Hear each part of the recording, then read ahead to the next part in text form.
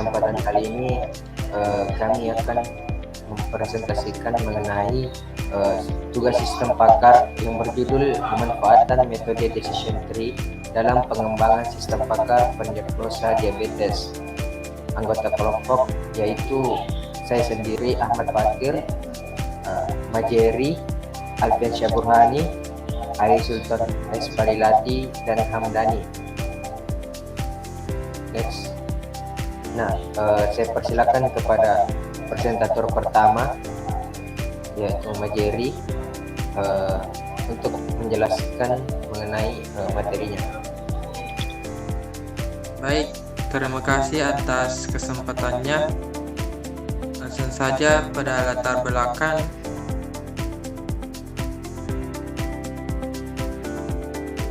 Yaitu di mana diabetes adalah masalah kesehatan global yang terus meningkat berdasarkan data World Health Organization atau WHO, di mana jumlah penderita diabetes diproyeksikan mencapai 643 juta pada tahun 2030 dan akan meningkat menjadi 783 juta pada tahun 2045 menurut Atlas Diabetes IDF pada tahun 2021. Nah, penyakit ini disebabkan oleh kadar gula darah tinggi akibat gangguan produksi atau penggunaan insulin. Nah, apabila jika tidak ditangani, diabetes ini dapat menyebabkan komplikasi serius seperti penyakit jantung, gagal ginjal, dan amputasi. Di Indonesia, 10 juta orang dewasa menderita diabetes, sehingga deteksi dini menjadi sangat penting untuk mencegah dampak buruknya. Algoritma decision tree menawarkan solusi teknologi untuk membantu deteksi dini ini diabetes melalui analisis atribut medis seperti kadar glukosa, tekanan darah, dan BMI. Metode ini akan memungkinkan pembuatan sistem pakar yang memberikan prediksi akurat berdasarkan data medis pasien dengan akurasi tinggi dan interpretasi yang sederhana. Decision tree ini diharapkan dapat menjadi alat bantu yang efektif untuk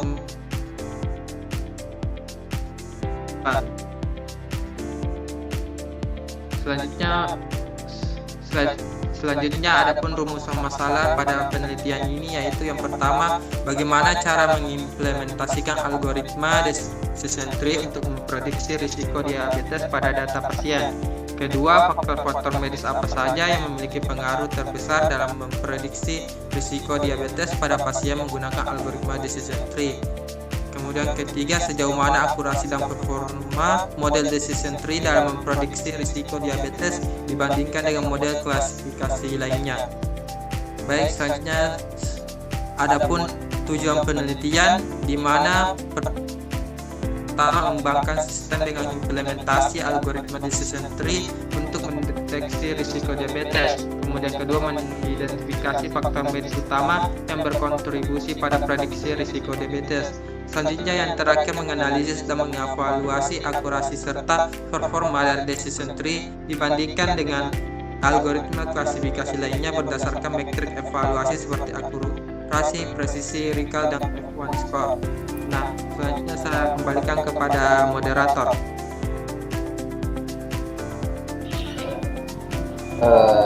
Terima kasih atas penjelasannya. Selanjutnya saya persilakan ke presentator kedua yaitu Alfian Syaburhani untuk menjelaskan materinya.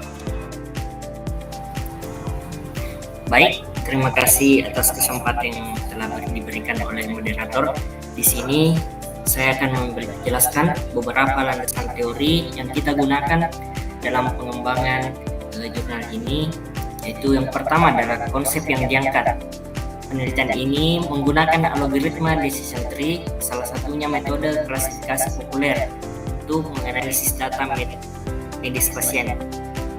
Nah, metode ini sangat cocok untuk mendiagnosa diabetes karena dapat mengolah data numerik dan kategori serta memberikan hasil yang mudah dipahami. Yang kedua, ada decision tree. Decision tree ini sendiri bekerja dengan memetakan dataset dalam struktur pohon. Setiap simpul mempresentasikan atribut medis, misalnya glukosa, BMI, dan lain-lainnya. Nah, cabang adalah aturan keputusan, dan daun adalah hasil dari klasifikasi. Metode ini menggunakan entropi dan information gain untuk memilih atribut yang paling informatif pada setiap tingkat pohon. Nah, yang terakhir, konsep sistem pakar yang kita gunakan di sini adalah dirancang untuk meniru kemampuan pengembalian keputusan seorang ahli dengan basis pengetahuan, mesin inferensi, dan antarmuka pengguna. Sistem ini sangat membantu menganalisis data gejala pasien untuk memberikan diagnosa yang akurat dan berbasis data medis. Oke, selanjutnya ada metode penelitian. Metode penelitian yang kita gunakan kali ini yaitu metode penelitian kuantitatif, yaitu pendekatan penelitian yang sistematis yang menggunakan data numerik dan statistik untuk menguji hipotesis dan menganalisis hubungan antara variabel secara objektif. Dalam konteks penelitian yang kami gunakan ini tentang sistem pakar prediksi diabetes, metode kuantitatif memungkinkan pengumpulan data yang terstruktur dan variabel inputan, kemudian menggunakan analisis statistik dan teknik machine learning decision tree untuk mengklasifikasikan kemungkinan seorang menderita diabetes. Nah, menurut Subiono, pada tahun 2017 dalam bukunya Metode Penelitian Kuantitatif, Kualitatif, dan RNRD, metode kuantitatif bertujuan menguji teori, menunjukkan hubungan antar variabel, dan menghasilkan generalisasi yang dapat diukur secara empiris, yang sangat sesuai untuk penelitian medis dan sistem pakar yang membutuhkan prediksi berbasis data objektif dan terstruktur. Sekian dari saya kembalikan ke moderator. Baik, terima kasih atas penjelasannya Saudara Alfian Syahburhani. Selanjutnya kita persilahkan ke presentator ketiga yaitu Ali Sultan Esparilati untuk menjelaskan materinya. Baik, terima kasih atas kesempatan yang telah diberikan. Poin selanjutnya yaitu tentang tahapan penelitian. Yang pertama di mana yaitu teknik pengumpulan data, di mana dataset diunduh dari website yaitu kaggle.com agar mempermudah proses penelitian dan mencakup atribut penting seperti kadar glukosa, BMI, dan insulin. Dan yang kedua yaitu pre-processing data, di mana data diubah dari format mentah menjadi lebih terstruktur, di mana kolom yang tidak relevan seperti pregnancy atau kehamilan dihapus untuk meningkatkan akurasi model. Nah, dan ketiga yaitu pemodelan dan evaluasi.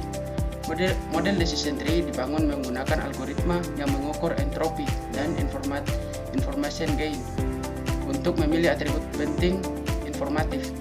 Dan data dibagi menjadi 80% data latih dan 20% data uji. Dan setelah itu model diuji menggunakan matriks, akurasi, presisi, recall, dan F1 score. Nah, selanjutnya yaitu rancangan sistem, yang dimana ada rule, yang dimana dalam sistem pakar yang dimaksud untuk memprediksi kemungkinan seorang menderita diabetes. Hasil klasifikasi yang dihasilkan oleh algoritma decision tree digunakan untuk membuat aturan. Nah, dataset memiliki metrik penting seperti glukosa, BMI, insulin, dan fungsi silsilah diabetes, dan atribut lainnya. Matriks ini digunakan untuk membuat keputusan dan memberikan prediksi yang akurat tentang apakah seorang memiliki risiko menderita diabetes yang di outputkan sebagai kelas 1 dan atau diabetes kelas 0. Nah, selanjutnya ada yang namanya flowchart, di mana dimulai dari penginputan data dan processing data dan splitting data, yang dimana akan dibagi data training data dan data testing.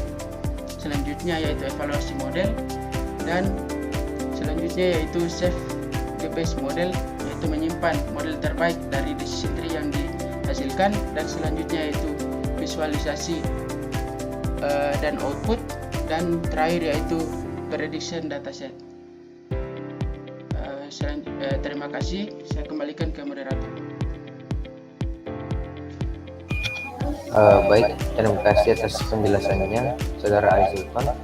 Selanjutnya saya persilakan kepada presentator terakhir yaitu Saudara Hamdani untuk menjelaskan materinya. Baik, sebelumnya terima kasih kepada moderator. Jadi saya sebagai presentator terakhir di mana saya membahas terkait hasil pemodelan manual. Jadi yang pertama dalam melakukan pemodelan manual itu adalah dataset awal. Jadi dataset yang digunakan pada perhitungan ini memiliki 7 kolom sebagai inputan, yang dimana bisa kita lihat ada glukosa, tekanan darah, kesehatan kulit, insulin, BMI, fungsi silsilah diabetes, dan umur. Kemudian mempunyai 1 kolom target sebagai output, yaitu prediksi, yang dimana 1 sebagai seseorang ini terkena diabetes dan 0 seseorang tidak terkena diabetes. Jadi ini adalah data awal yang digunakan. Kemudian yang kedua, perhitungan entropi dataset. Jadi entropi ini digunakan untuk mengukur ketidakpastian dataset. Jadi pada dataset ini kalau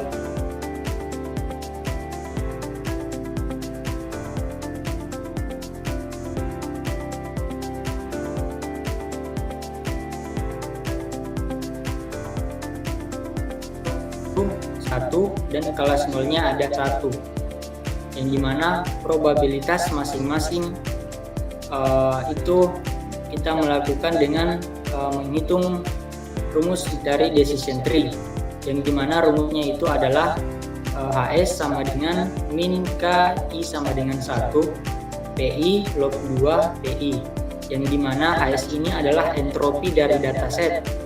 Kemudian PI adalah proporsi elemen dari kelas PI, kemudian K adalah jumlah kelas dalam dataset. Nah, kemudian data ini kita masukkan ke dalam rumus, yang dimana PI sama dengan 1 dibagi 2 sama dengan 0,5. Kemudian P0 sama dengan 1/2 sama dengan 0,5. Nah, kemudian kita substitusikan ke rumus entropi tadi, yang dimana HS atau entropi dari dataset sama dengan minus 0,5 dikali log 2 dalam kurung 0,5 ditambah 0,5 dikali log 2 dalam kurung 0,5, sehingga kita mendapatkan hasil HS sama dengan minus 0,5 dikali min 1 ditambah 0,5 dikali min 1 sama dengan 1,0. Jadi nilai entropi dataset awal adalah 1,0. Nah, selanjutnya perhitungan informasi gain untuk atribut glukosa. Nah, atribut glukosa akan dibagi menjadi 2 subset berdasarkan nilai rata-rata.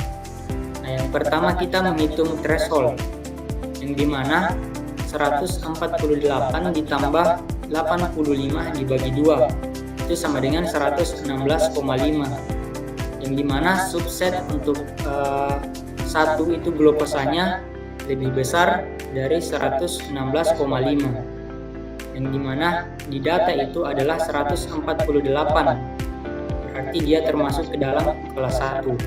Kemudian entropinya HS1 sama dengan 0 karena hanya ada 1 kelas. Kemudian untuk subset 2 glukosanya itu berada lebih kecil sama dengan 116,5, yang dimana di data ada 85, dan berarti dia termasuk ke kelas 0. Kemudian entropinya atau HS2 itu sama dengan 0 karena hanya ada 1 kelas. Nah, kemudian kita substitusikan ke rumus informasi gain, yaitu IG, yang dimana IG di sini adalah informasi gain untuk atribut A. Kemudian dalam kurung S, glukosa sama dengan 1,0 dikurang 1/2 dikali 0 tambah 1/2 kali 0. Hasilnya adalah 1,0. Nah, dari hasil perhitungan atribut glukosa ini memiliki informasi gain tertinggi, yaitu 1,0 dan dipilih sebagai akar dari pohon keputusan. Nah, setelah kita mendapatkan semua hasil tersebut dari rumus entropi dan informasi gain, kita melakukan prediksi. Jadi setelah atribut glukosa dipilih sebagai akar pohon, aturan prediksi ditentukan sebagai berikut. Yang pertama, jika glukosa lebih besar dari 116,5, maka prediksinya dia itu sama dengan 1 atau seseorang tersebut terkena diabetes. Kemudian jika glukosa kurang dari atau sama dengan 116,5, maka prediksinya itu sama dengan 0. Nah, kemudian kita masukkan hasil prediksi untuk data. Jadi baris pertama tadi glukosa sama dengan 148. Nah, maka dia otomatis masuk ke prediksi kelas 1, yang dimana seseorang tersebut terkena diabetes. Dan baris kedua glukosanya adalah 85. Maka prediksi tersebut sama dengan 0 atau orang itu tidak terkena diabetes. Sekian dari saya kembalikan ke moderator. Baik, mungkin itu saja penjelasan dari presentator kita pada presentasi kali ini. Adapun kesimpulannya yaitu penelitian kali ini itu bertujuan bagaimana supaya algoritma decision tree dapat membantu untuk membangun sistem pakar prediksi diabetes dengan memanfaatkan fitur utama seperti glukosa, BMI, dan insulin, sehingga proses pengambilan keputusan menjadi lebih jelas. Sistem pakar berbasis pohon keputusan ini atau decision tree diharapkan mampu memberikan prediksi yang akurat dari penggunaan dataset valid dari Kaggle yang mencakup 768 sampel data medis.